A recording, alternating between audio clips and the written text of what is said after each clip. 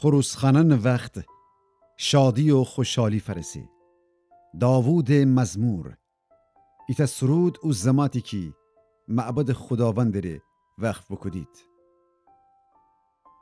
ای خداوند تر ستایش کنم چون که مرا جلف جیگاج بجرف کشی و ونشت می دشمنان می شکست وستی شادی بکنید.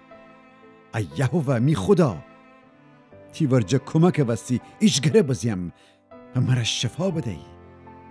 خداونده و می جان مردیان دنیا جا بیرون فکشی. من گیل جیر شانده بوم ولی مرا زنده بدشتی. ای تمام کسانی که خودتان خداوند بسپردیدی اونی را سرود بخنید.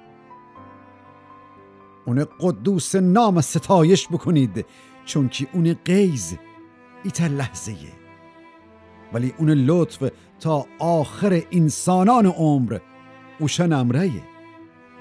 ایتا شب ممکنه گریه زاری امره بگذره ولی صبح سر شادی خودی من نشان دهه.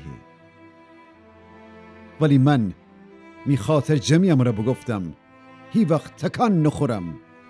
ای خداوند او وقتی که تو مرا لطف بکدی مرا ایتا کوه منستن قرص و قایم بدشتی. ولی وقتی تی دیما جیگا بدهی می دیل ترس تکفته.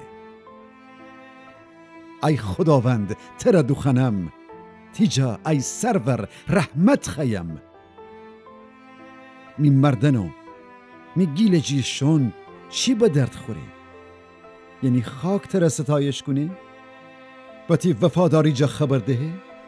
خداوند گوش بدن و مرا لطف بکن. ای خداوند می یار و یاور ببو. تو کاری بکودی که بجای گریه زاری رقص بکنم. می عزاداری لباسم می تنج بیرون ببردی و شادی امره بپوشنی. هنه وسی می دیل و وجودم را تر سرود خنم و ساکت نیسم. ای یهوه می خدا تر تا ابد شکر کنم.